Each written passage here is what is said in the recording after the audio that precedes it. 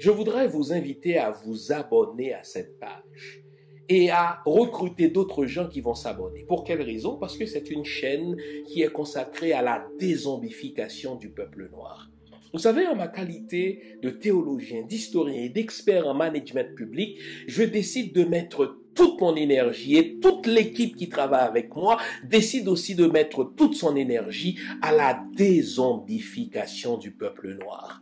L'émission s'appelle Lumière sur le monde. Eh bien, cette lumière, ce n'est pas moi. Cette lumière, c'est le travail que nous faisons ensemble. Lorsque tout à coup, on réalise qu'on nous a roulé dans la farine, on réalise qu'on nous a trompés pendant, n'est-ce pas, des siècles, et que tout à coup, nous prenons conscience de nos ressources, nous prenons conscience de notre identité, et ayant pris conscience de tout cela, nous prenons la décision de partager ce que nous sommes, ce que nous comprenons avec les autres. Donc, nous avons besoin d'avoir une masse critique d'hommes et de femmes noirs réveillés qui vont changer, n'est-ce pas, leur pays respectif pour la gloire de nos ancêtres. Nos ancêtres méritent cela. Ils se sont sacrifiés pour nous et c'est à nous aujourd'hui de prendre le relais. Comment on le fait? On le fait en se dézombifiant et en dézombifiant les autres. Je vous invite donc à liker ce qui se fait sur cette chaîne, à le sharer, à le partager avec les autres, à vous abonner et si vous l'avez fait déjà, à recruter d'autres qui vont s'abonner. On est ensemble, on garde le moral car tant que va le moral, tout va.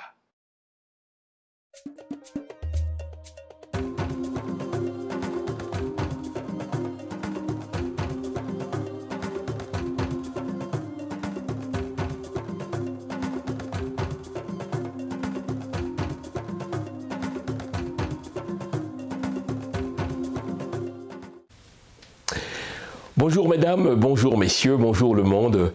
Bienvenue à cette autre édition de l'émission Lumière sur le monde. L'émission de ce matin sera un hors-série, c'est-à-dire que ce n'est pas une émission qui va se coller à l'actualité immédiate, à l'actualité journalistique. C'est plutôt une émission qui va s'élever au-delà de l'actualité, de manière à tenter de répondre à un certain nombre de questions qui se posent à nous en tant que collectivité, qui se posent à nous en tant que peuple, qui se posent à nous en tant que pays. Aujourd'hui donc, nous allons faire comme Jean Price Mars l'avait fait dans les années 20, lorsqu'Haïti traversait une crise politique terrible, une crise identitaire, bon Dieu, sans précédent. C'était donc pendant l'occupation américaine.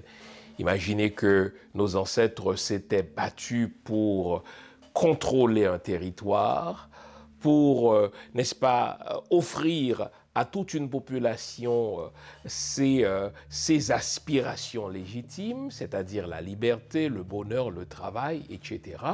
Et un peu plus de 100 ans après la proclamation de notre indépendance, soit en 1915, donc 111 ans plus tard, voilà que ce pays est occupé par des étrangers qui étaient plus forts que nous, des étrangers qui ont pris le contrôle de toutes nos institutions. On s'est donc retrouvé dans une crise identitaire, on s'est donc retrouvé dans une crise institutionnelle, on s'est donc retrouvé dans une crise politique. Pendant ce temps, Jean Price Mars, parmi d'autres intellectuels, s'est imposé pour mission de revisiter la question de l'identité haïtienne. Cela a donné lieu à la parution de son maître ouvrage « Ainsi parla l'oncle », paru en 1927. Et il s'est assigné aussi pour mission de sillonner tout le pays pour présenter des conférences à la jeunesse, pour présenter des conférences aux étudiants de tous les niveaux. Et l'ensemble de ces conférences a produit le livre « Vocation de l'élite ». J'aime m'inspirer de ce qui a été fait lors des moments de grande crise nationale, apprendre de ce qui a été fait et pousser un peu plus loin, n'est-ce pas, de manière à offrir à notre génération aussi des pistes de sortie. Nous ferons donc aujourd'hui, comme Price Mars, nous poser la question de notre identité dans un premier temps et nous poser la question en tant qu'élite, c'est-à-dire en tant que privilégié de la société haïtienne. Quand je dis société haïtienne, je réfère ici tant aux Haïtiens du dedans qu'aux Haïtiens du dehors. Donc nous poser la question en tant que privilégiés, hommes et femmes qui ont fait un peu plus d'études, hommes et femmes qui disposent d'un peu plus de moyens que la masse. Nous allons donc nous poser la question de nos responsabilités dans ce qui nous est arrivé et surtout nous poser la question des voies de sortie possibles. Voilà donc le menu, c'est donc un hors-série. Nous allons nous tirer de l'actualité immédiate, nous élever donc au-delà de ce que nous vivons pour essayer d'en avoir le portrait complet, le portrait global et répondre à ces deux questions fondamentales, à savoir qui nous sommes, la question identitaire, mais aussi quel rôle nous pouvons jouer dans ce qui nous est arrivé de manière à nous en sortir. J'espère que l'émission d'aujourd'hui vous plaira. J'espère surtout que vous resterez avec nous jusqu'à la toute fin de cette édition.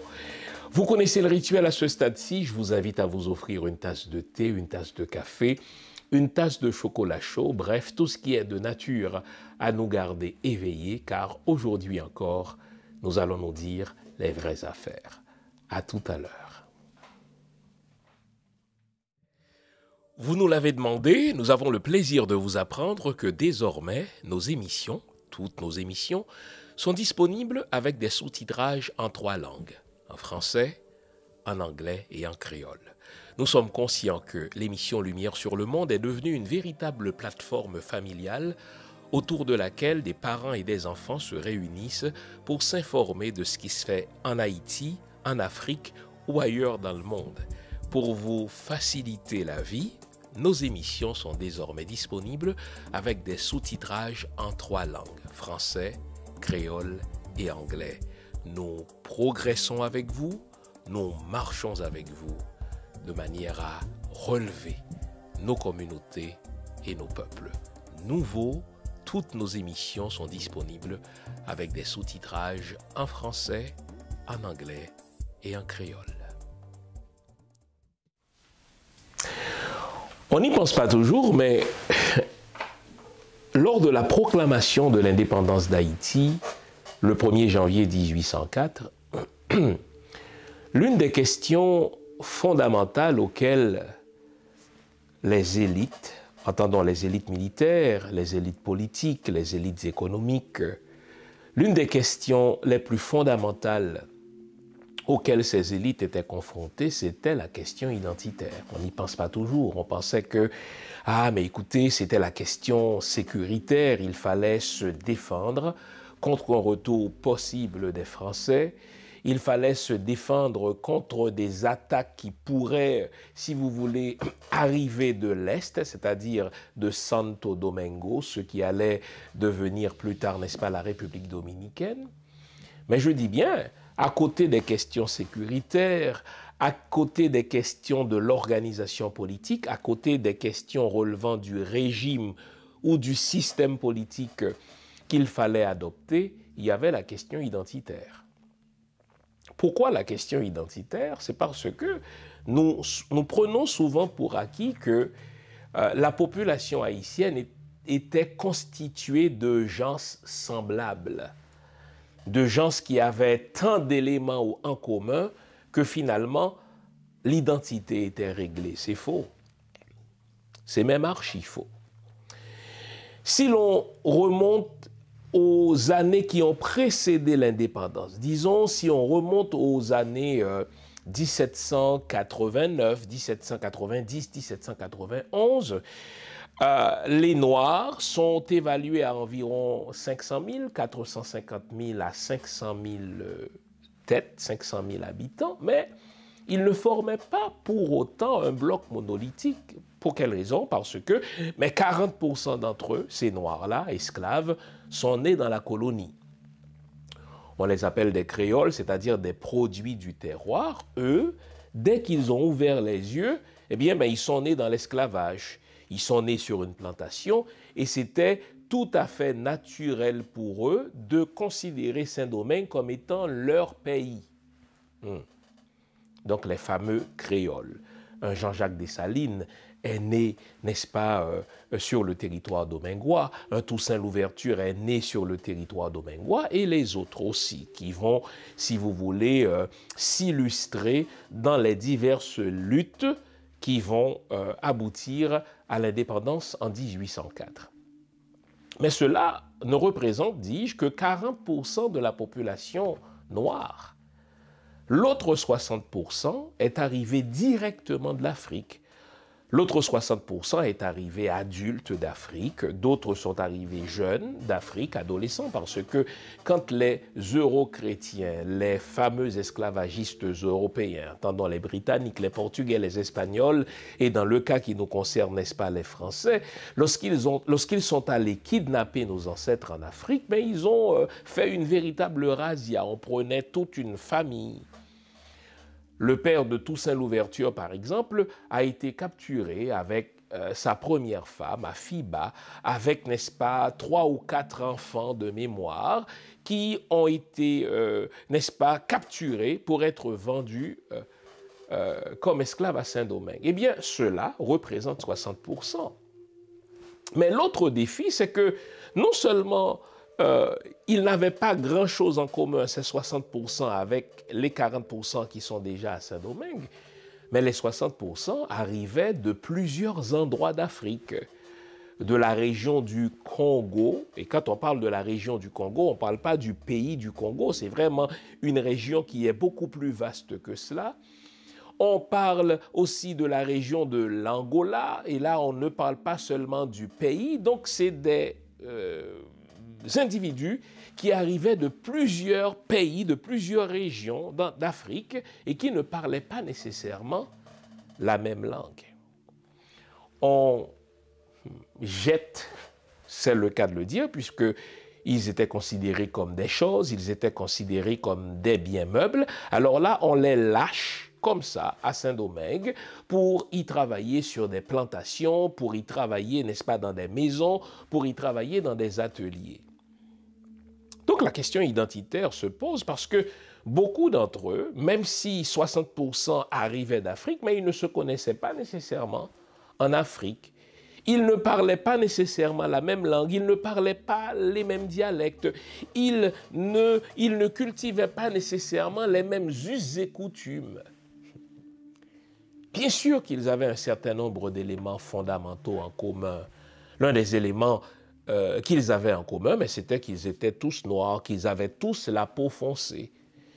Ils pouvaient rapidement se dire « Ah, les maîtres pour la plupart sont des blancs et les esclaves sont tous des noirs. » Ils ne parlaient pas nécessairement la même langue. C'était des dialectes différents. Ils arrivaient, je viens de le dire, de contrées différentes, avec, si vous voulez, des préjugés les uns contre les autres que l'esclavagiste blanc va exploiter, des préjugés qu'il va exacerber, en sorte que, si on arrivait, exemple, n'est-ce pas, de la région des Aladas, beaucoup d'Africains qui travaillaient dans le Nord, qui travaillaient en particulier, n'est-ce pas, sur la plantation Breda, qui travaillaient dans la région qu'aujourd'hui, qui est considérée comme la ville de Limbé, etc., provenaient d'Alada. Mais il n'y avait pas que des Aladas, il y avait des Africains qui arrivaient d'autres régions, et ceux-là ne s'entendaient pas nécessairement avec des Aladas, desquels on disait c'était des mangeurs de chiens. Exemple, pour vous donner ne serait-ce qu'une illustration des différences au niveau de la perception qui pouvait exister entre ces Noirs-là. Donc je disais, oui, ils avaient un premier élément en commun, c'était la couleur de la peau. Quand on est initié, ce qui est convoqué, c'est à la fois l'aspect symbolique, mais aussi l'invisible. Donc c'est difficile pour moi de vous raconter. Par contre, ce que je peux dire, c'est que les initiations dans le vaudou, elles ont toujours un lien avec le fait de se perfectionner soi-même et de travailler avec les éléments de la nature visibles et invisibles. quand on parle de vaudou et qu'on vous pose la question, quelle est la définition que vous donnez du vaudou? Alors, ma définition, qui est assez personnelle, elle consiste à dire que déjà, pour moi, ça n'est pas une religion.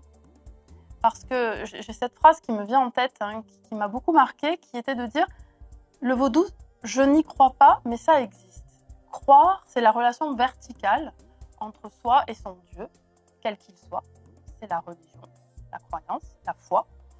Et ça existe, c'est cette relation au monde, cette relation en système, à la nature, aux ancêtres et à l'invisible. Donc pour moi, la définition du vaudou, finalement, c'est une vision du monde intégrée. Pour vous aider à vous défaire de tous les mensonges qu'on vous a débités au sujet du vaudou, je vous propose une trilogie fondamentale.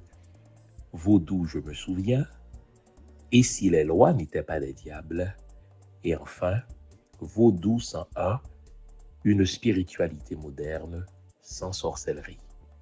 Ces 3 livres sont disponibles sur mon site web www.jeanfils-aimé.com ou sur amazon.ca. Une trilogie à lire et à avoir dans sa bibliothèque personnelle ou familiale.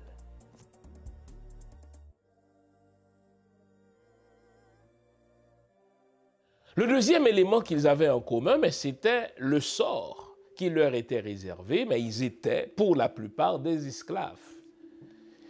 Et donc, dans cet enfer commun qu'est l'esclavage, ils devaient forger une identité commune. Ils devaient se forger des traits identitaires communs autour desquels ils allaient se rassembler pour pouvoir se battre contre un ennemi commun.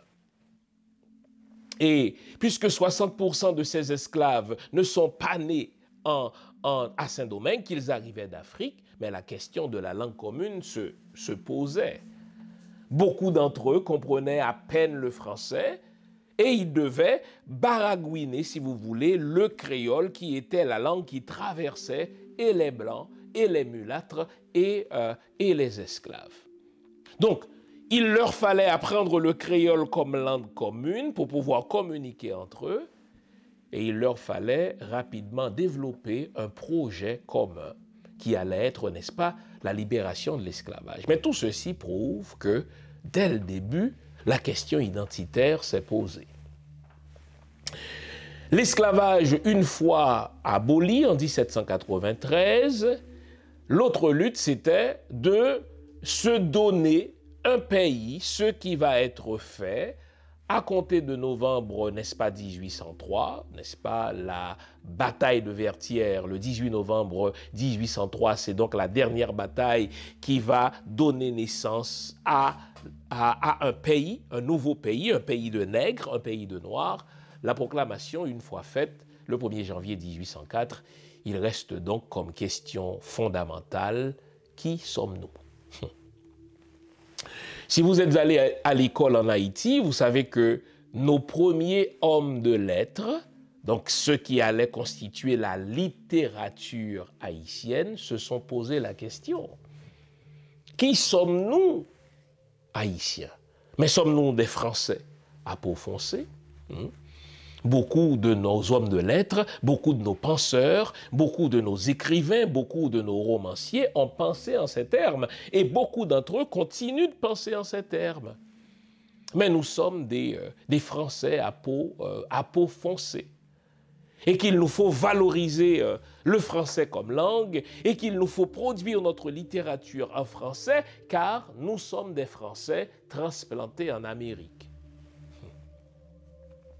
Et Frantz Fanon, le Martiniquais, a traité ce problème dans son maître ouvrage « Peau noire, masque blanc ». Nous continuons, pour beaucoup d'entre nous, à nous imaginer que, mais au niveau identitaire, nous sommes des Français. Nous avons subi l'esclavage de la part des Français et ces derniers ont laissé des marques identitaires sur nous qu'il ne nous faut pas banaliser, des marques identitaires qu'il ne nous faut pas ignorer ou sur lesquelles il ne nous faut pas fermer les yeux. Mais d'autres ont dit non.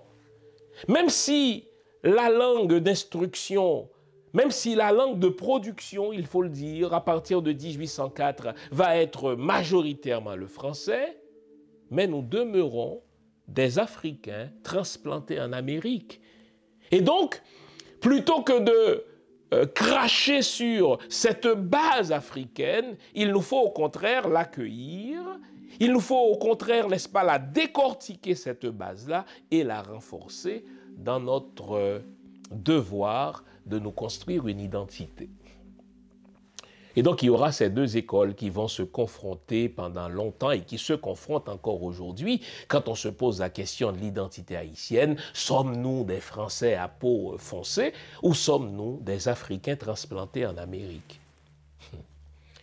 Et Jean Price Mars va mener un travail ethnologique, un travail scientifique au niveau de l'identité haïtienne. Et il va découvrir que, eh bien, quoi qu'on dise, même si on parle français, nous sommes des Africains transplantés en Amérique, car un fort pourcentage de notre identité plonge ses racines en Afrique. Et il va jusqu'à dire que, écoutez, ce que ces 5000 personnes, 500 000 Noirs vont finir par cultiver en commun, en dehors de la langue, le créole, c'est le vaudou. Et là, il lance cette phrase que vous devez apprendre par cœur. Le vaudou, c'est le ciment de la culture haïtienne.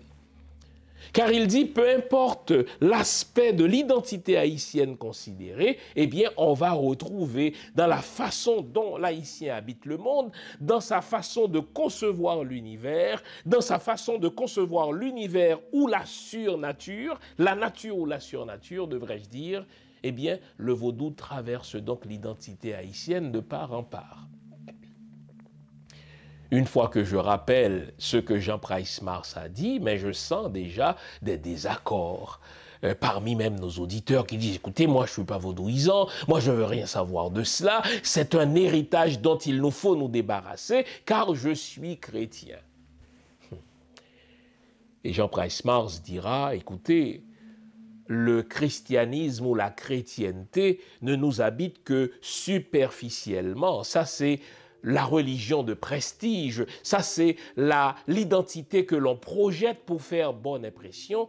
Mais en notre âme profonde, nous sommes vaudous. » Et donc, je rappelle le travail de Jean Price Mars, pas pour m'y cramponner, mais un petit peu pour le transcender, ce travail-là. Car je crois qu'en temps de crise, en ce temps de chaos que nous traversons, la question identitaire se pose. Mais qui sommes-nous quand nous disons que nous sommes des Haïtiens? J'ai dit avec un peu de tristesse que quand on pose la question en diaspora à nos enfants, j'en ai 4, j'ai 4 filles qui sont nées en diaspora, on découvre que, tiens, peu importe l'endroit où nos enfants prennent naissance, aux États-Unis, au Chili, au Brésil, au Canada, en France ou ailleurs, donc la diaspora, eh bien, nos enfants se considèrent comme haïtiens. Mais quand ils se considèrent comme haïtiens, qu'est-ce que ça veut dire? Mais ça veut dire prioritairement qu'ils ont des parents haïtiens. Ils ne sont peut-être jamais allés en Haïti, mais parce qu'ils ont des parents haïtiens, ils se considèrent haïtiens. Ça veut dire, et c'est important, ah, mais je suis haïtien parce que je ne parle peut-être pas le créole, mais je comprends le créole.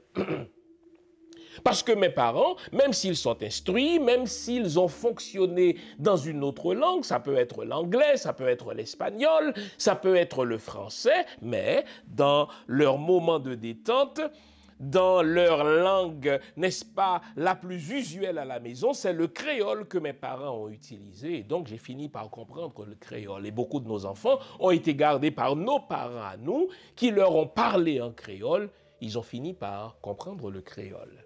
Et donc, quand on se pose la question de l'identité haïtienne, haïtiens qui sommes-nous? Si nous sommes vrais en nous-mêmes, eh bien, nous avons un premier élément fondamental de réponse. Nous sommes des créolophones. L'éducation haïtienne, ou plutôt le ministère de l'éducation d'Haïti, qu'il vaut mieux appeler le ministère de la scolarisation haïtienne, a longtemps banalisé la question de la langue. Moi, ma génération a été, et celles qui ont précédé la mienne, n'est-ce pas, toutes ces générations-là ont été scolarisées en français.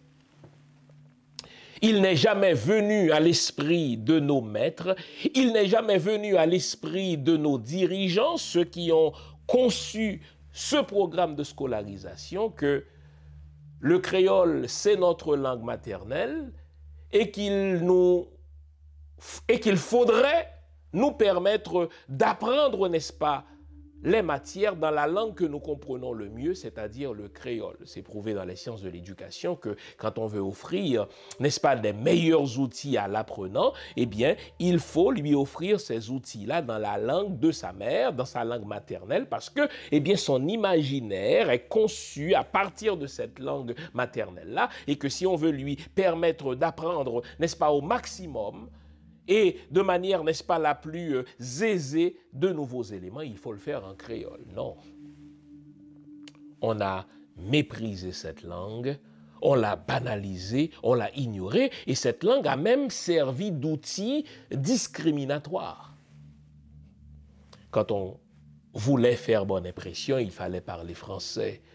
Quand on voulait, n'est-ce pas, projeter un certain statut, il fallait parler français, tandis que quand on était de la masse, eh bien, c'est le créole. Et donc, l'école a rapidement été un outil de elite closure, un outil si vous voulez, d'une ligne de démarcation entre la masse majoritairement analphabète et les autres qui savaient lire. Pour prouver qu'on savait lire et écrire, il fallait non seulement parler la langue de l'ancien maître, mais il fallait surtout mépriser la langue de ses parents. Quand nous posons la question de notre identité, qui sommes-nous? Mais un premier élément de réponse, c'est que nous sommes des créolophones. Et en dehors ou au-delà de toutes les autres questions qui vont se poser, pourquoi nous sommes à ce point de mal-développement? Pourquoi nous sommes encore à ce point de sous-développement? Eh bien, l'une des réponses qu'il faut apporter à cela, c'est parce que nous avons nié notre identité en nous prenant pour des Français, en nous prenant pour autres que nous sommes des créolophones. Et encore une fois, Jean Price-Mars appelle cela le bovarisme. Le bovarisme, c'est cette pathologie qui consiste à se rejeter parce que qui on est nous paraît laid pour adopter une identité autre, l'identité souvent du maître d'autrefois. Le bovarisme, c'est cette tendance à rejeter ce que l'on est au profit de ce que l'on n'est pas. Vous notez que de 1804, l'année à laquelle nous avons conquis notre indépendance, à 1928, année à laquelle Jean Price-Mars va réfléchir sur la question identitaire et produire le livre, n'est-ce pas, Ainsi parla l'oncle, à nos jours, nous sommes en 2021, cette question-là n'est toujours pas réglée. Nous l'abordons avec pincette, nous faisons du marronnage quand il faut absolument aborder la question de la langue, comme si nous étions autre chose que créolophones. En réalité, peu importe l'effort de scolarisation qui est fait en Haïti, la population haïtienne parle unanimement le créole, et une fois qu'on a réglé la question du créole, les autres langues vont se poser. Et encore une fois, il ne s'agit pas de dresser le créole contre les autres langues, il ne s'agit pas de dire mais ce sera le créole ou les autres, il s'agit de dire ce sera le créole, ensuite les autres. Ce sera le créole, ensuite le français, ce sera le créole, ensuite l'espagnol, ce sera le créole, ensuite l'anglais. C'est une imbécilité au niveau des choix stratégiques de l'État haïtien, que de ne pas faire en sorte que l'haïtien soit parfaitement, si vous voulez, enfin que l'haïtien ne parle parfaitement l'espagnol, parce que la majorité des autres pays qui sont autour de nous, n'est-ce pas, le Cuba ou d'autres pays, enfin la République dominicaine, le voisin, parle l'anglais ou le français. C'est dommage que, une fois la question du créole réglée, on ne nous enseigne l'anglais et l'espagnol, n'est-ce pas, comme langue prioritaire. Après le créole, on nous impose le français parce que nous avons une vieille histoire avec la France et puisque nous avons été formés ou dressés à l'école de manière à ressembler à l'ancien maître, nous tirons gloire du fait que notre éducation, ou mieux notre scolarisation se fait en français, tandis qu'elle aurait dû être faite en créole et apprendre d'autres langues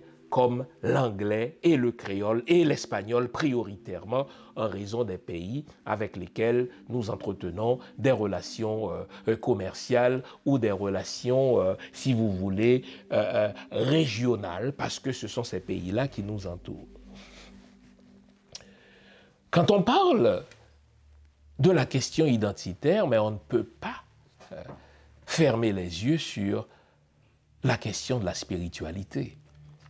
On ne fonde pas de nation, on ne fonde pas de pays sans se poser la question de la spiritualité.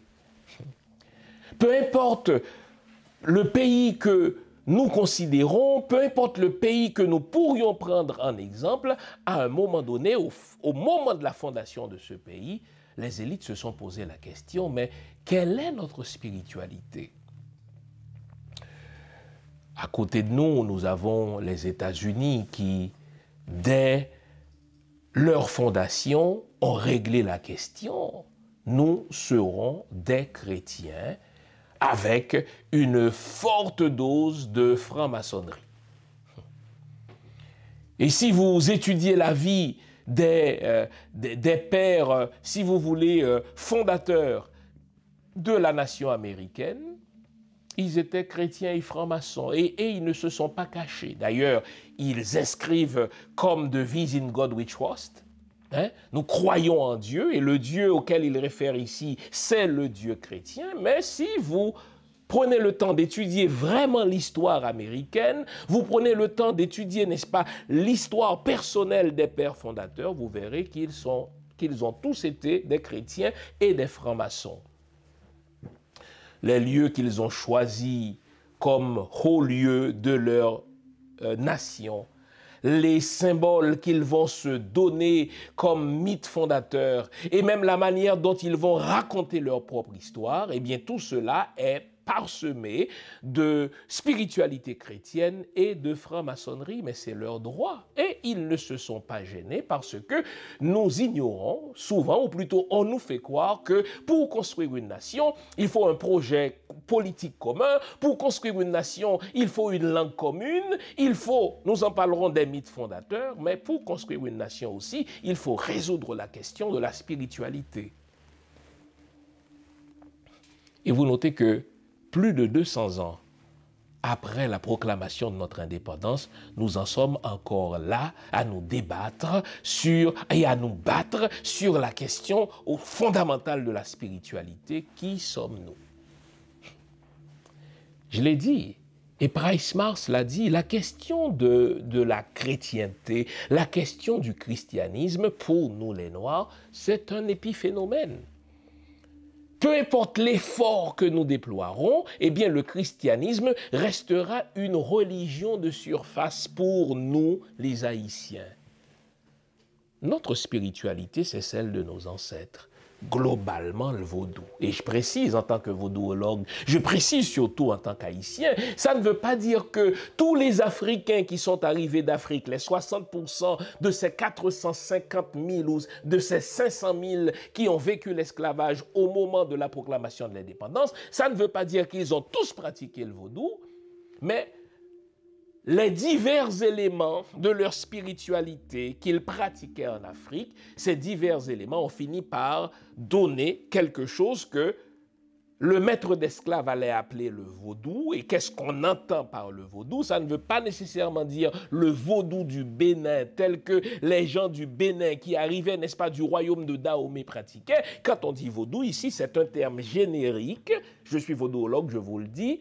C'est un terme générique qui recouvre les divers éléments de la spiritualité nègre, les divers éléments de la spiritualité africaine. Mais j'ai mis du temps à le découvrir cela. Mais aujourd'hui, j'assume que ma spiritualité en tant qu'Haïtien, une fois que j'ai réglé la question de la langue, qui est immanquablement le créole, mais la question qu'il faut se poser en matière d'identité, c'est la question de la spiritualité. Ma spiritualité, c'est le vaudou.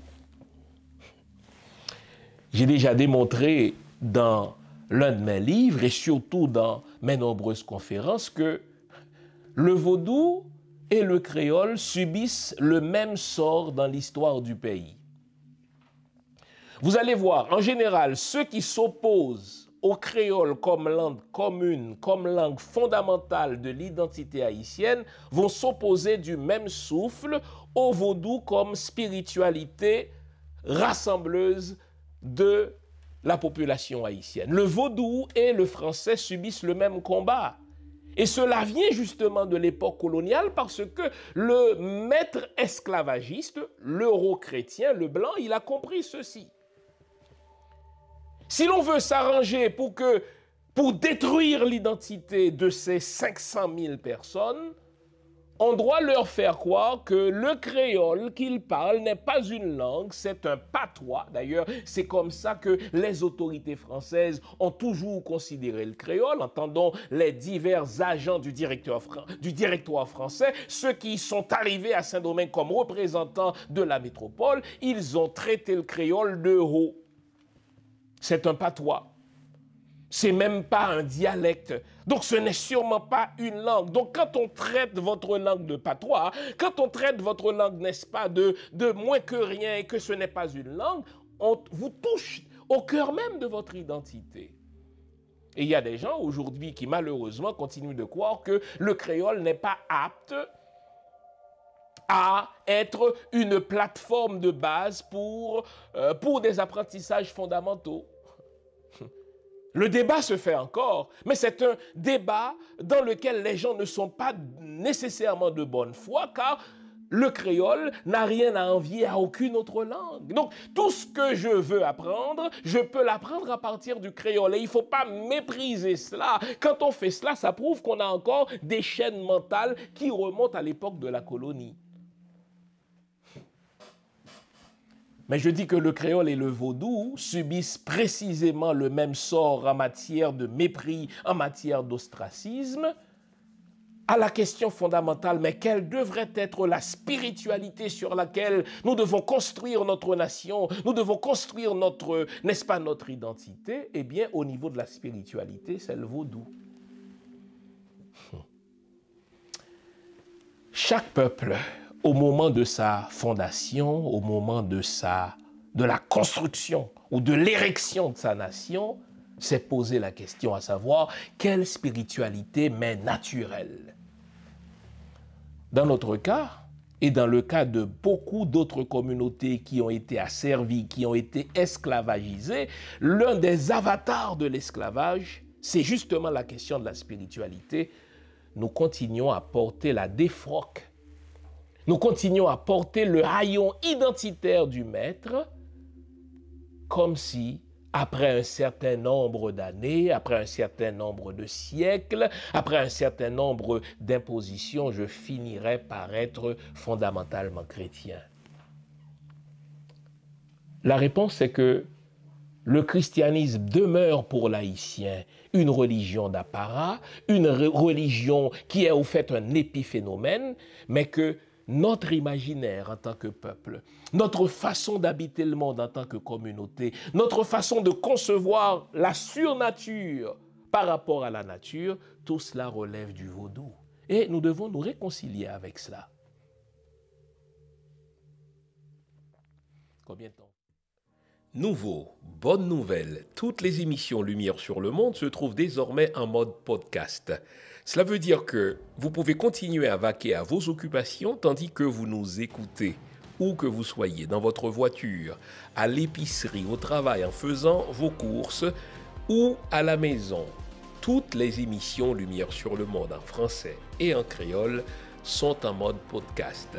Vous les trouverez sur Apple Podcast, Spotify, Podcast Index, Google Podcast, Amazon Music, Stitcher et les autres. Nous sommes partout en mode podcast. Il n'en tient qu'à vous. Nouveau, bonne nouvelle, Lumière sur le monde est en podcast.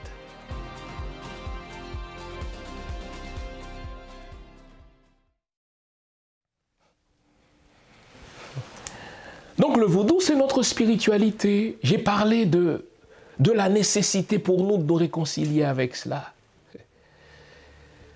Quand je parle à des amis et que je leur dis, écoutez, mais vous devez honorer l'esprit de vos ancêtres. Vous devez, n'est-ce pas, leur offrir des libations. Vous devez verser en leur hommage quelques gouttes de café, vous rendre, n'est-ce pas, sur leur tombeau pour les honorer en leur offrant ce qu'ils aimaient, etc. Mais beaucoup d'entre eux réagissent mal parce que on nous a désappris justement à être haïtiens, on nous a désappris à être vaudous. Et dans ce sens-là, l'école, plutôt que d'être un outil de construction identitaire, l'école a été en Haïti et est encore malheureusement un outil de déconstruction identitaire, dans le sens que cette école-là nous a détournés de notre spiritualité fondamentale, de notre spiritualité identitaire.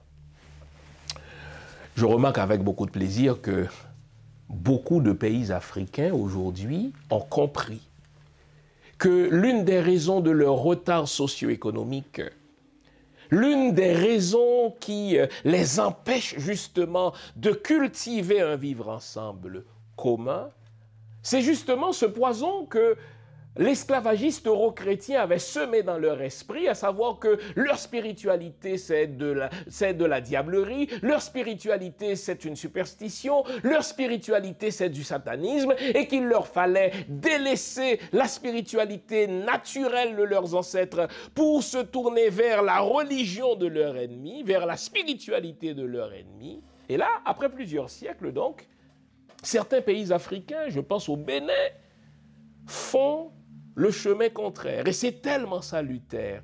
Ils enseignent dans leur école à leurs enfants les rudiments de la spiritualité ancestrale.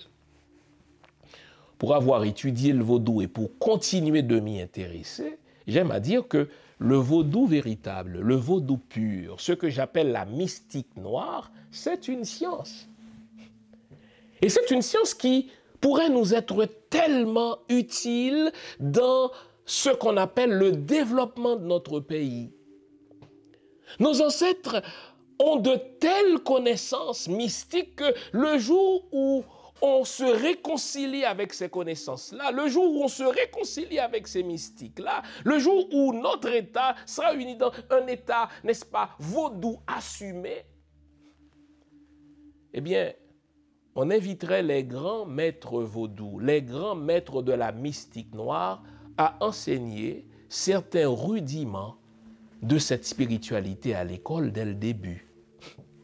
Car notre spiritualité, c'est une spiritualité écologique. C'est-à-dire, c'est une spiritualité dans laquelle on fait la promotion de la nature. C'est une spiritualité dans laquelle on fait la promotion des éléments fondamentaux, n'est-ce pas, de l'univers. C'est une spiritualité dans laquelle on nous montre que, n'est-ce pas, la vie est un continuum. Ceux qui sont partis, donc les défunts, sont aussi présents que ceux qui sont encore sur terre.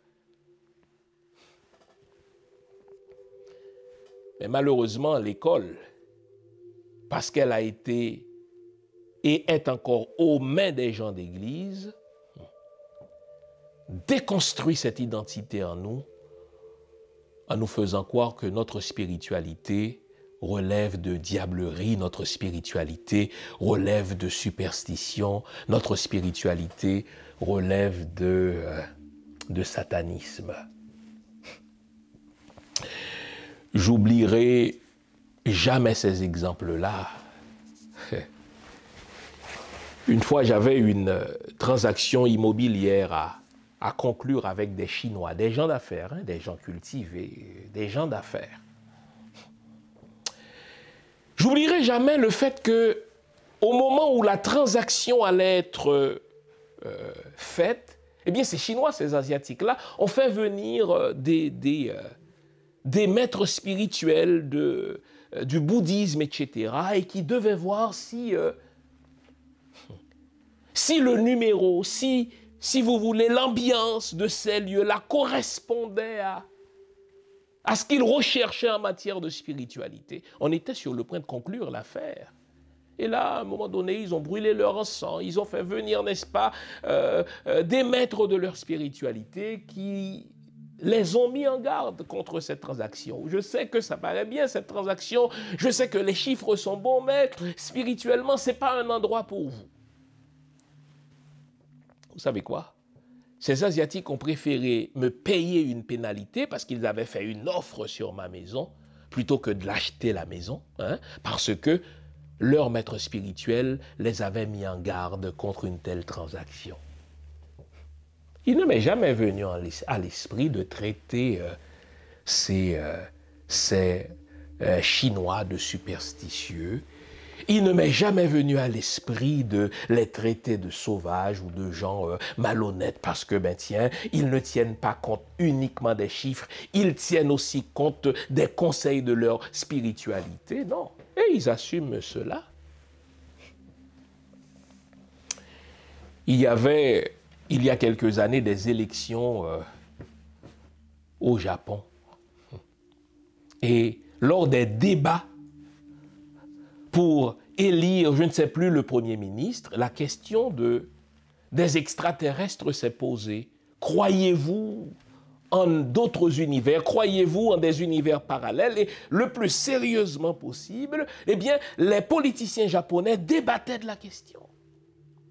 Et la femme d'un Premier ministre a dit, écoutez, on ne peut pas nier leur existence parce que moi, j'ai été enlevé par des extraterrestres pendant plusieurs jours. Ils m'ont amené sur une autre planète, ils m'ont amené ailleurs et je suis revenu. Mais personne n'a ri d'elle, cette femme-là. D'où vient que, quand on doit parler de vaudou, quand on doit parler des lois, quand on doit parler de nos entités, quand on doit parler de notre devoir de nous, n'est-ce pas, relier avec nos ancêtres, eh bien, les gens, ils commencent à rire sous cap, eh bien, ils commencent à détourner la conversation. Mais les amis, nous devons régler cette question identitaire. Comme l'avait dit depuis les années 20 Jean Price Mars, n'est-ce pas? Le vaudou, c'est le ciment de la culture haïtienne. Le vaudou, c'est la base de notre spiritualité. Et on ne construit pas de communauté, on ne construit pas de collectivité sans régler la question de la spiritualité. L'Angleterre n'est pas du tout gênée de dire que la monarque, la reine, est à la fois chef de l'État et chef de l'Église. Ça, c'est une question qui a été réglée, n'est-ce pas, au XVIe siècle, lors des vagues de réformes religieuses qui, si vous voulez, se déferlaient sur toute l'Europe. Eh bien, l'Empire britannique d'alors a fait le choix que leur spiritualité, à eux les Anglais, aurait été le christianisme, l'anglicanisme, donc le christianisme version anglaise, et leur chef d'État serait en même temps chef de l'Église. Et si vous prenez le temps d'étudier la vie de ces monarques britanniques, hommes et femmes, eh bien, il y a des jours où ces monarques-là doivent porter, surtout la reine, elle doit porter, n'est-ce pas, de vieux sous-vêtements n'est-ce pas, de leur arrière-grand-mère, de leur aïeul, quoi, parce que c'est ainsi qu'ils se sentent protégés ou qu'elles se sentent protégées. Vous notez que plus de 200 ans après notre indépendance, quand un chef d'État haïtien vient d'être élu, il y a ce fameux Te Deum. Il y a ce vieux réflexe qui consiste à inviter le prêtre, à inviter l'évêque, à bénir, n'est-ce pas, son ministère. Mais qu'est-ce qu'on a à faire là-dedans? Nous devons nous poser la question, pourquoi nous continuons à adopter la défroque de la spiritualité occidentale quand, au-delà de la superficie, là, au-delà du paraître, nous sommes fondamentalement vaudous. Pour régler la question identitaire haïtienne aussi, nous devons questionner nos mythes fondateurs. Il n'y a pas de nation sans romans nationaux, c'est-à-dire quels sont les récits que l'on apprend aux enfants dès ces premières années, n'est-ce pas, dans la famille et plus tard à l'école. Qu'est-ce que nous enseignons comme récits fondamentaux? Jusqu'à tout récemment encore, Haïti observait comme jour férié le 5 décembre comme jour de la découverte d'Haïti. Ça veut dire le jour où Christophe Colomb a mis le pied sur notre territoire, on sait ce qui s'est passé, de son arrivée sur notre territoire, n'est-ce pas, jusqu'au départ de Christophe Colomb, c'est une série de génocides. Génocide des Premières Nations, ce qu'on appelle improprement, n'est-ce pas, des Amérindiens, car ça n'a rien à voir avec des Indiens. Mais génocide des Noirs, parce qu'on ira chercher nos ancêtres en Afrique pour venir les réduire en esclavage et donc les tuer à petit feu, mais jusqu'à tout récemment encore, on célébrait comme jour férié la découverte d'Haïti, ça veut dire le début du génocide des autochtones et des Noirs avec l'arrivée de cet euro-chrétien que fut Christophe Colomb. Donc, on ne peut pas résoudre notre problème identitaire si nous continuons à enseigner comme mythe fondateur le point de vue de nos ennemis. Je disais récemment que, en général, qui écrit l'histoire? Ce sont les vainqueurs. Qui écrit l'histoire de l'agneau? C'est le loup. Qui écrit l'histoire de la proie? Mais c'est le prédateur. Mais en Haïti, malheureusement, notre histoire est écrite par nos vaincus. Ceux-là que nos ancêtres ont battus, ceux-là que nos ancêtres ont chassés de ce territoire qui allait devenir notre pays, donc les Français, c'est eux qui écrivent notre histoire et qui nous la refilent, cette histoire-là, par le biais de l'école, parce que nos ancêtres avaient commis l'erreur. Après les avoir considérés comme nos ennemis, qu'ils ont été et qu'ils sont, nos ancêtres ont commis l'erreur de les faire revenir cela comme maîtres, de les faire revenir comme instituteurs. Alors là, ils nous ont imposé leurs récits nationaux, ils nous ont imposé leurs romans nationaux, ils nous ont imposé leurs mythes fondateurs. Si vous prenez le temps de lire un manuel d'histoire rédigé à l'intention de jeunes Américains. Prenez le temps, faites l'exercice. 33% de ceux qui me suivent sont aux États-Unis. Faites l'exercice. Allez regarder les tout premiers manuels d'histoire que l'école américaine met aux mains de vos enfants. Mais c'est une histoire tellement édulcorée. On ne parle pas de génocide. Au contraire, on vous présente une histoire tellement belle qu'on appelle, n'est-ce pas, l'histoire des pères pèlerins. Qu'est-ce qu'on enseigne donc aux petits Américains? Que leurs ancêtres subissaient la persécution en Europe à cause de leur foi, à cause de leur Dieu, à cause de leur religion. Et ils ont bravé les mers et les océans en quête d'un nouveau territoire. Et étant arrivés sur ce territoire, n'est-ce pas, eh bien, on ne va pas dire aux Américains que en presque 200 ans, leurs ancêtres ont tué plus de 100 millions d'autochtones. Imaginez, en 200 ans, les ancêtres des Américains ont assassiné plus de 100 millions d'Amérindiens qui vivaient sur leur territoire, qui avaient leur mode de vie, qui avaient leurs us et coutumes. Mais le manuel d'histoire n'enseigne pas aux Américains que leurs ancêtres sont des génocidaires. Les manuels d'histoire n'enseignent pas aux Américains que leurs ancêtres sont de véritables assassins et criminels qui ont considéré des Noirs comme des sous-hommes, comme des objets, en sorte que ces Noirs-là ont été pendus. Même lorsqu'ils s'étaient battus pour l'indépendance américaine, on les a payés en monnaie de singe, on les a trompés, on leur avait promis des acres de terre et des mules, ils n'ont jamais rien eu.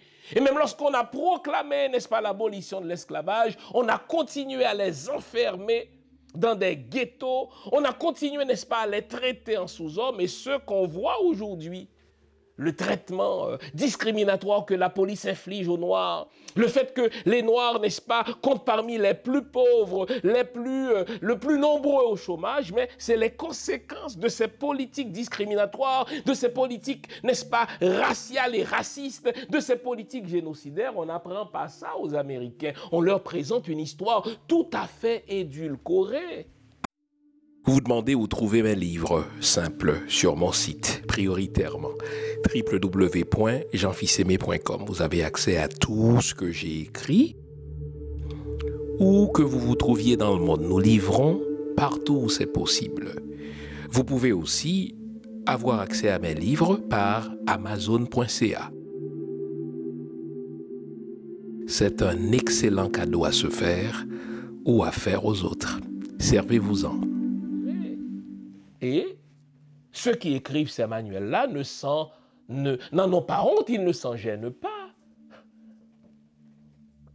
D'ailleurs, Napoléon Bonaparte, le français, ne dit-il pas que l'histoire, c'est un ensemble de mensonges sur lesquels on s'entend?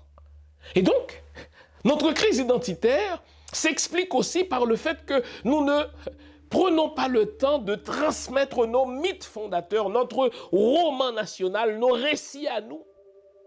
Ce n'est pas aux Français de nous dire ce qui s'est passé, n'est-ce pas, à Vertières, un 18 novembre 1803. Ce n'est pas aux vaincus de nous dire, n'est-ce pas, ce qui s'était passé pendant les 200 ans et plus d'esclavage. Mais ce serait à nous de réécrire notre histoire, de réécrire nos mythes fondateurs, de réécrire, n'est-ce pas, nos récits, nos romans nationaux. Vous notez avec quelle fierté un Français va vous parler de son histoire, va vous parler de ses ancêtres, les Gaulois, qui ont résisté à l'attaque des Romains. C'est leur droit. Mais nous, après plus de 200 ans d'indépendance, après plus de 200 ans de scolarisation, nos historiens continuent de répéter les récits, les mythes fondateurs, les narratifs, les romans nationaux écrits sur Haïti par des Français, c'est-à-dire par nos ennemis. Cela se voit même dans les médias.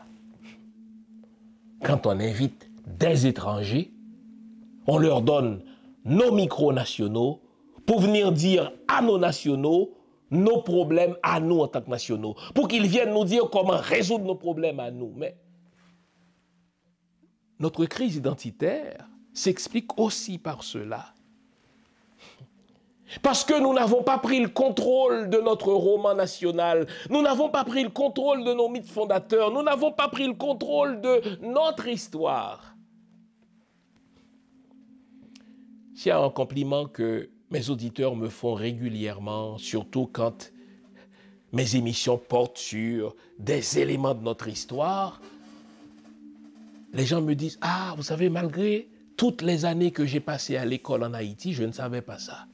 Bon Dieu, l'histoire nous a été mal enseignée. Bon Dieu, notre histoire a été amputée. » On ne construit pas d'identité quand, en tant que communauté, on ne prend pas le contrôle de ces mythes fondateurs, on ne prend pas le contrôle de nos romans nationaux.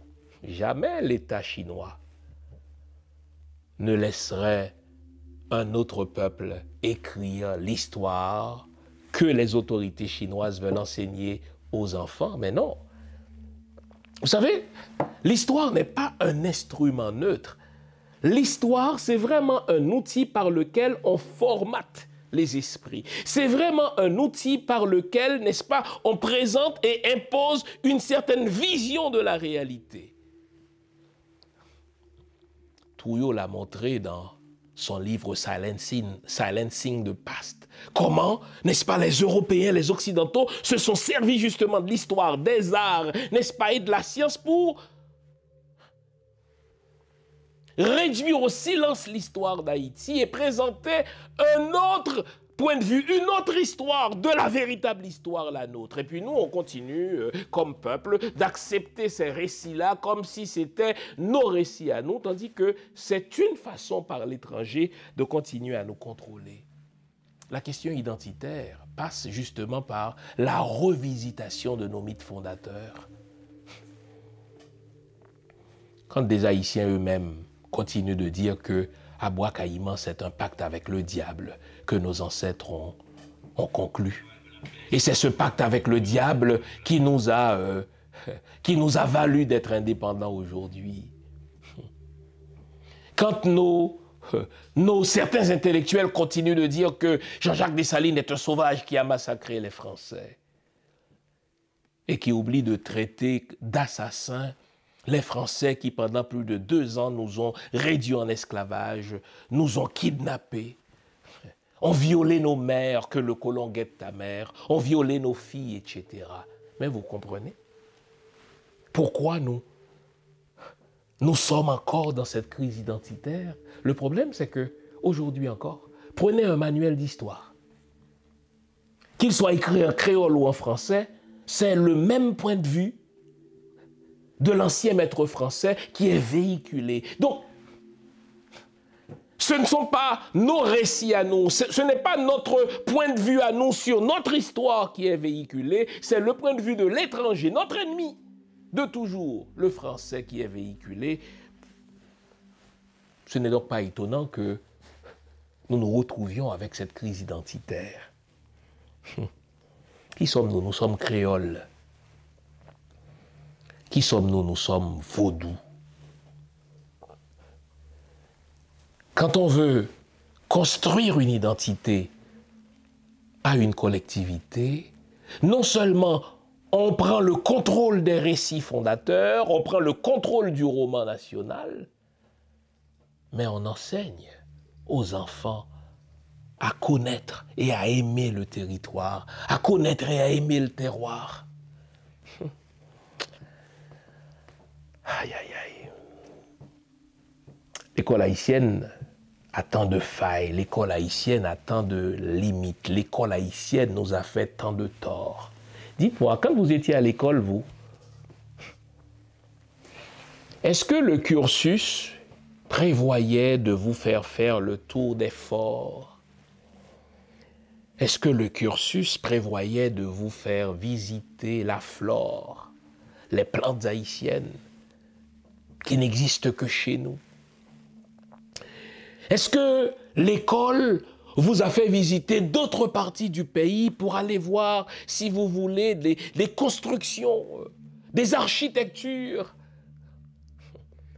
qui révèlent à quel point nos ancêtres n'avaient aucun complexe d'infériorité?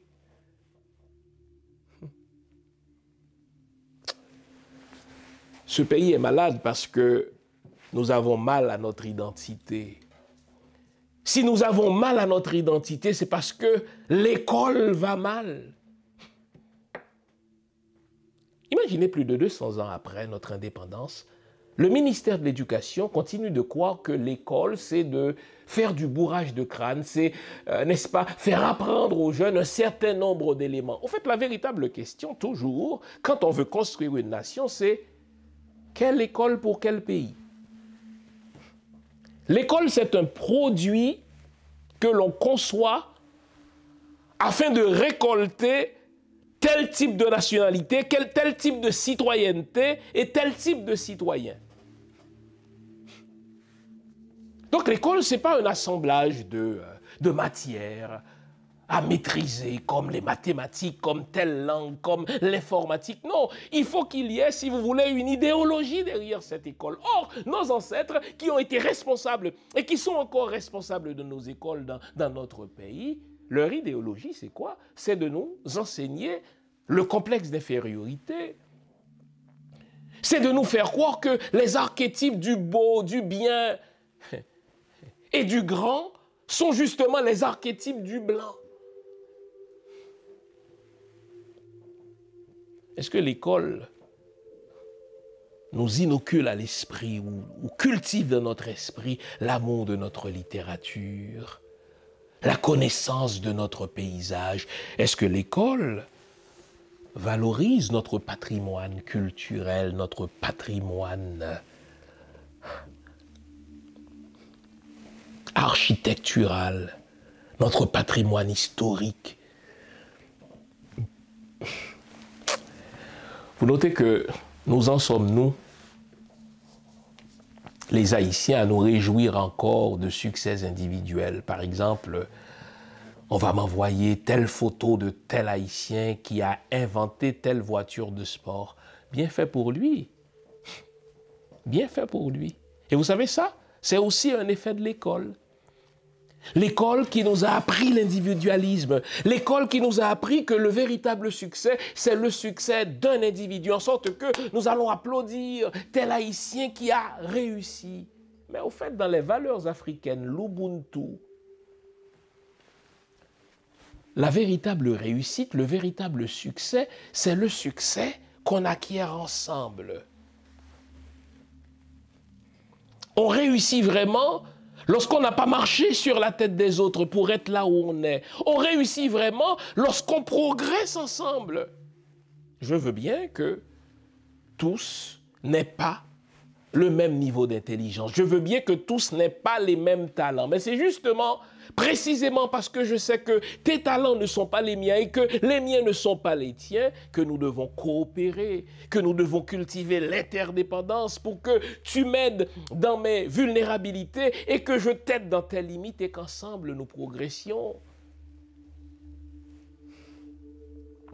Quand on veut construire une identité, eh bien, on enseigne le sens du commun. On n'a pas de sens du commun dans notre pays. L'école, plutôt que de nous apprendre le sens du commun, nous a plutôt appris à faire la différence entre ce qui est mien et ce qui est tien. Pam pi bon. Bon Dieu, pam pi bon. Si c'est pas moi qui fais, il n'est pas bon. Si c'est pas moi qui dis, il n'est pas bon. Si l'école nous avait appris le sens du commun, on n'aurait jamais accepté qu'un politicien vole ce qui est à tous. En fait, quand un politicien détourne vers son compte personnel, quand un politicien fait main basse sur ce qui appartient aux citoyens pour construire son château et pour investir ailleurs, si on nous avait appris le sens commun des choses, on n'attendrait même pas que les institutions réagissent pour faire honte à ce politicien, pour lui faire comprendre qu'il n'est pas intelligent en volant ce qui appartient aux autres, ce qui appartient à tous, mais qu'il est au contraire un malhonnête, un voleur. Vous notez que même notre vocabulaire est coloré quand il faut parler de ces politiciens qui volent ce qui appartient à tout le monde. Ah, l'intelligent. Mais le véritable mot, c'est un voleur.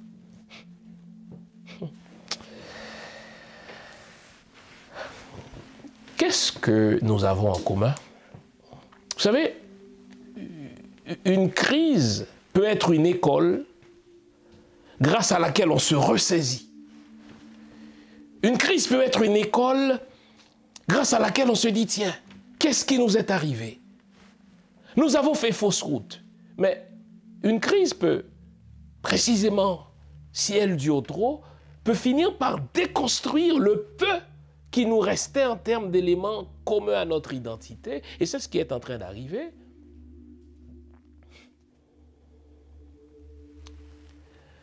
Quand on voit ce qu'on fait à nos jeunes, on leur met des armes à la main pour qu'ils banalisent la vie. On leur apprend à kidnapper pour qu'ils ne respectent pas, si vous voulez, un bien gagné à la sueur de son front. C'est ça le kidnapping. L'autre a travaillé, a fait une certaine épargne. Et là, toi qui n'as pas travaillé, tu le kidnappes et tu lui dis « Donne-moi ce qui est à toi ». Quand on voit ce qu'on est en train de faire à notre jeunesse, nous sommes en train justement de leur enseigner à ces jeunes-là des contre-valeurs.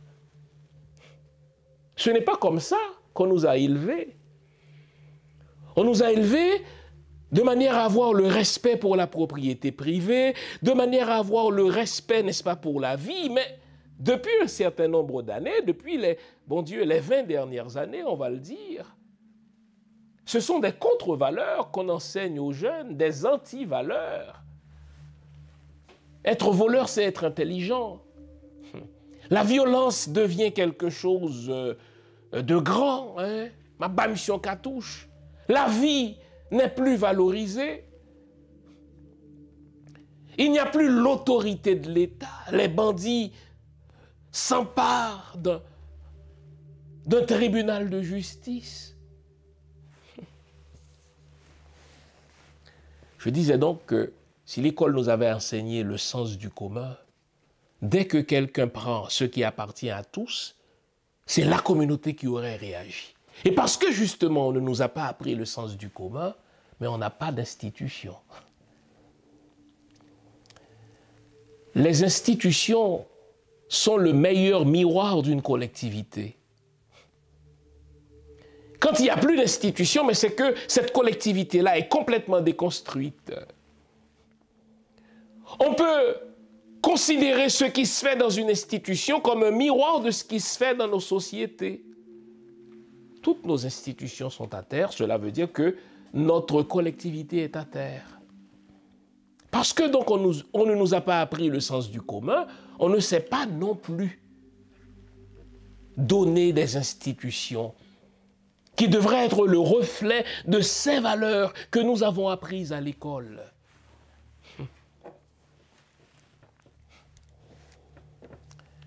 Les jeunes qui agissent comme ça aujourd'hui, qui kidnappent, mais ils ne doivent pas assumer tous les blâmes. Ils ne doivent pas assumer toutes ces responsabilités. On leur a mis des armes à la main. On leur a appris à banaliser la vie. On leur a appris, n'est-ce pas, à faire de l'argent facile.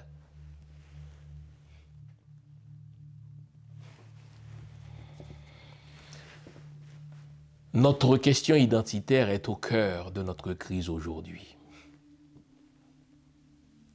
Notre question identitaire est au cœur de la question de l'école aujourd'hui. Et c'est pour ça que je dis que le problème d'Haïti, ce n'est pas juste un problème politique. Je vois les politiciens font tout, n'est-ce pas, pour avoir le pouvoir. Mais la politique n'est que la résultante de ce qu'on a appris à l'école, de ce qu'on a appris en famille, de ce qu'on a appris en société. Et donc, si l'école ne change pas, si les familles ne changent pas, si les médias ne changent pas, nous allons continuer à avoir les mêmes politiques publiques avec de nouveaux visages. Et s'il est une chose que Jean Price Mars nous a apprise, et c'est avec lui qu'on a commencé l'émission, c'est aussi avec lui que je veux clore, c'est que c'est aux élites. C'est aux élites de faire ce travail identitaire. C'est aux élites de faire ce travail de construction identitaire. C'est aux élites de poser le diagnostic cru sur ce qui ne marche pas. Et c'est aussi aux élites de dire, mais voilà, maintenant que nous réalisons que nous avons échoué, comment nous devons nous en sortir? Et quand je vois ce qu'on est en train de faire, accord de Montana, accord de ceci, accord de cela, mais ce sont des luttes pour le pouvoir. Nous allons changer les visages, mais nous allons continuer à produire les mêmes résultats. Nous aurons les mêmes politiques publiques parce que nos élites ne reconnaissent pas leurs devoirs. Nos élites ne connaissent pas, pour utiliser la formule de Jean Price Mars, leur vocation. Qui sommes-nous? Quel type d'école nous voulons? Quel est le projet commun que nous voulons nous donner? Quel type de citoyens nous voulons produire demain? Quel type de pays nous voulons avoir?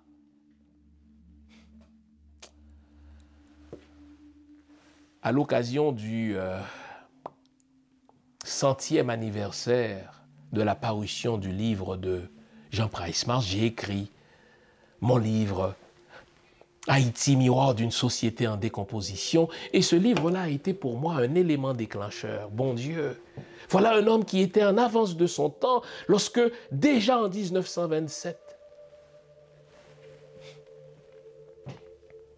il reconnaissait que si les élites ne font pas leur job, si les élites ne tirent pas les masses vers le haut, si les élites ne deviennent pas des élites organiques, c'est-à-dire des élites qui prennent fait et cause pour la masse, nous passerons de crise en crise. Et nous continuerons d'être dominés par des étrangers. C'est ce qu'il a dit en 1927, en pleine occupation américaine. Nous sommes en 2000. Nous sommes en 2022. Nous continuons d'être dirigés par les autres parce que les élites n'assument pas leurs responsabilités. J'espère vous avoir été utile en ce que j'aurais tenté de vous montrer que notre problème n'est pas d'abord un problème politique, c'est un problème identitaire. Qui sommes-nous? Quel pays voulons-nous avoir? Quelle citoyenneté voulons-nous produire? Comment y arriver? Quelles sont les valeurs que nous allons semer? Quels sont les mythes fondateurs que nous allons enseigner? Quelles sont les valeurs, justement, sur lesquelles nous voulons construire cette société? Aussi longtemps que nous ne prenons pas le temps de répondre à ces questions, nous allons continuer à mettre la charrue devant les bœufs. Continuons de réfléchir, continuons à nous poser la question, mais qui sommes-nous vraiment? J'aime à dire à la blague, quand quelqu'un se dit qu'il est haïtien, généralement, qu'est-ce qu'il veut dire? Il parle créole, il boit la soupe du 1er janvier, il mange du griot et il danse du compas. Je reprends. Quand quelqu'un se dit qu'il est haïtien, qu'est-ce qu'il veut dire généralement? Ben, il parle créole ou il le comprend. Il boit la soupe du 1er janvier, il mange du griot et de la banane pesée et il danse du compas. Malheureusement, on ne peut pas construire une nation avec ces éléments superficiels. Oui. Parler créole, c'est fondamental, mais si on ne valorise pas le créole en tant que langue fondatrice de notre nation, mais ce n'est pas grand-chose. Manger le griot et de la banane pesée, c'est bien, mais si manger le griot et la banane pesée ne reflète pas quelque chose de plus fondamental, c'est-à-dire de valoriser sa propre cuisine et sa culture culinaire, eh bien, ce n'est pas grand-chose. Danser le compas, c'est bien. Mais si danser le compas ne signifie pas un amour fondamental pour notre patrimoine musical, notre patrimoine culturel, mais c'est superficiel. Il nous faut autre chose pour avoir une nation. Reconstruisons la maison. Elle est détruite, cette maison. Et dans ce travail, ce difficile travail, ce long exercice de reconstruction, les élites doivent prendre conscience de leur rôle et prendre la décision de ne plus réussir seul, mais de se dire que la véritable réussite, c'est la réussite commune. On garde le moral, car tant que va le moral, tout va. Partagez cette émission, abonnez-vous si ce n'est déjà fait, et recrutez les autres pour qu'ils s'abonnent et enfin likez, nous aimons ça. C'est votre façon à nous de supporter le travail qu'on fait. Bonne semaine et à la semaine prochaine pour un autre hors-série. Au revoir.